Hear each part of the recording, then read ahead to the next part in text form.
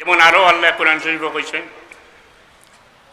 কুনতুম খায়রা উম্মাতিন উখরিজাত লিন-নাসি তা'মুরুনা বিল মা'রুফি ওয়া তানহাউনা আনিল মুনকার।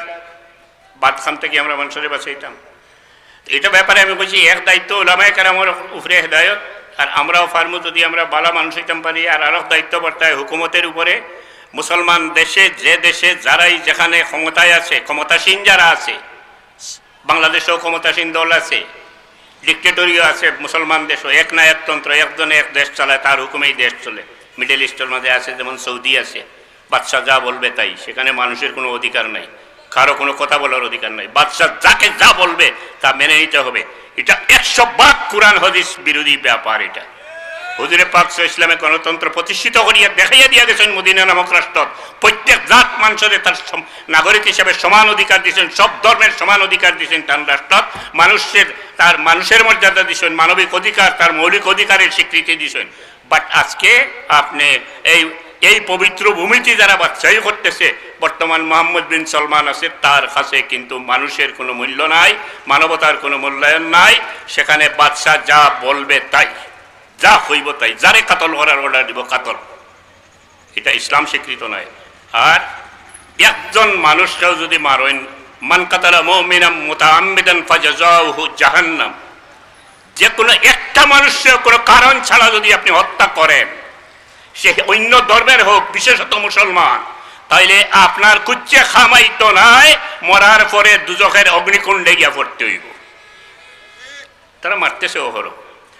হুকুমতে যে মুসলমান হলরে গাইড দিব, মুসলমান দেশের মুসলমান নাগরিক হলরে আপনার ইসলামী ভাবধারায় গড়িয়ে তোলার চেষ্টা করব, ইসলামী সংস্কৃতির প্রচার প্রসার ঘটাইব, ইসলামী রঙে দঙ্গাইয়া তুলব একটা দেশে।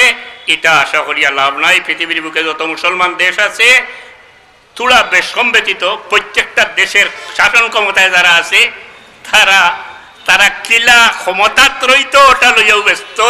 ইসলাম আর মুসলমানি আর ইসলামী তাজিব তামাদ্দুন আর নবীজির আদর্শ ইত্যাদি তার কাছে কোনো ব্যাপার নাই। ক্ষমতায় কিভাবে থাকা যায় এটাই হইল তার আসল ব্যাপার।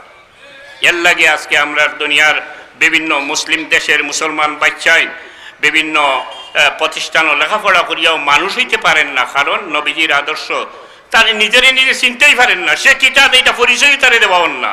একটা বাচ্চা প্রাইমারি থেকে ইউনিভার্সিটির সর্বোচ্চ ডিগ্রি নিয়ে বাইর হওয়ার পরে তারে যদি পরিচয় দেখায় যে তোমার আত্মপরিচয় কি, সে কোরআন হাদিস মোতাবেক একজন মুসলমান হিসাবে পরিচয় দিবার মতো কোনো জ্ঞান অর্জন করার সুযোগ পাইছে না, দিতে পারত নাই।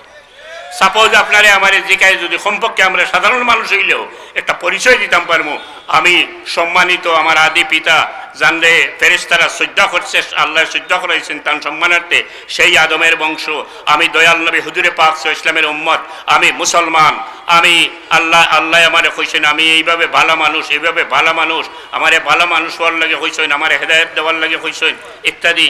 আমি আমার পরিচয় তুলিয়া ধরতাম পারবো। আমার তো মূল পরিচয় আমি মুসলমান মানুষ, এরপরে আমি মুসলমান নাগরিক, এরপরেই আমি মুসলমান। এই পরিচয়টা পর্যন্ত লাভ করার এই দেশের শিক্ষা ব্যবস্থায়ও কোনো সুযোগ নাই।